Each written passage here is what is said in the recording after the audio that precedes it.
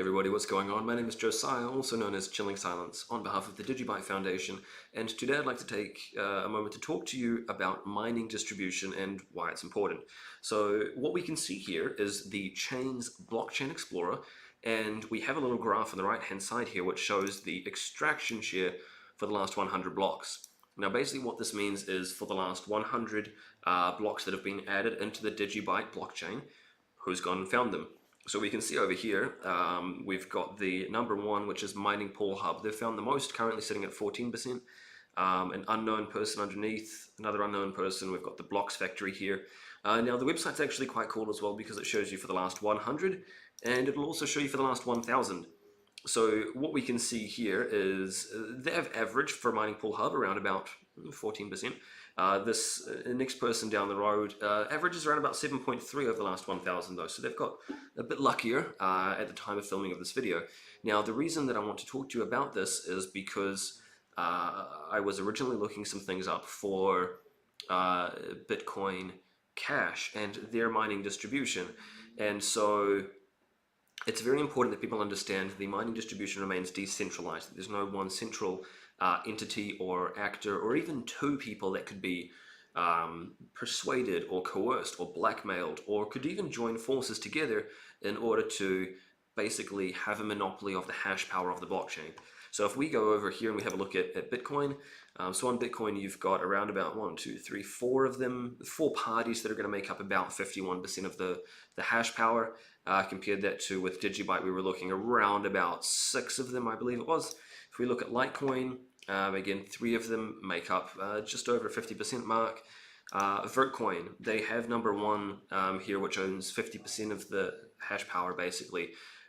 This looks like a nice hash address. It goes up and down though, so it's a little bit hard to say there.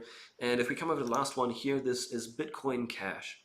And so let's say that you were CoinGeek and BMG Pool. What could happen hypothetically is the two pools could work together and basically say, you know what, let's go back and rewrite the history for this last couple of blocks.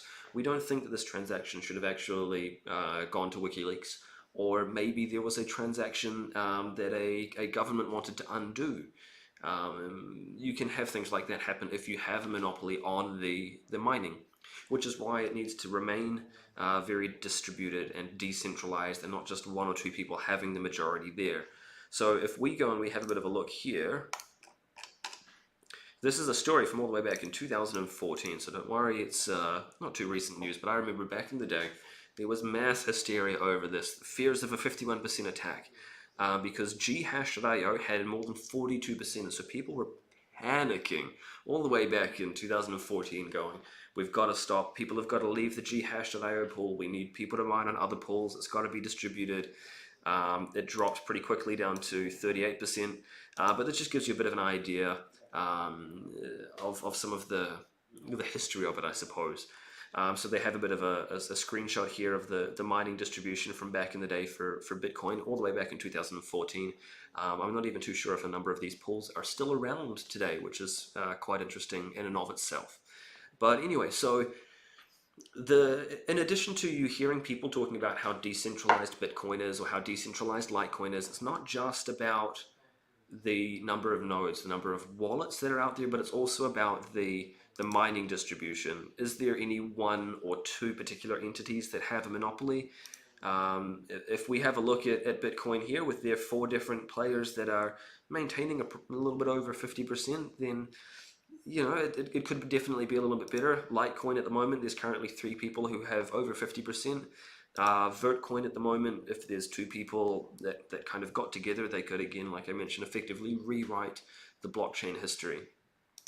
For DigiByte, though, we've got around about 6 to get to 50%, maybe a 7th for 51% and over. So that kind of gives you a little bit of an insight into it, and I hope this has been a bit informative about why we need to ensure that the mining itself remains decentralized and distributed, and not just the wallets themselves.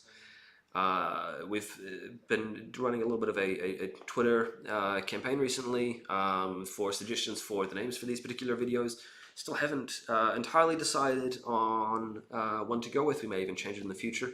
But I do want to thank everybody who's participated and who's got in touch through Telegram or through Twitter to let me know some names for these educational and informative videos. So with that in mind, thank you so much for watching. I hope this has been informative, and we'll see you in the next one. Cheers.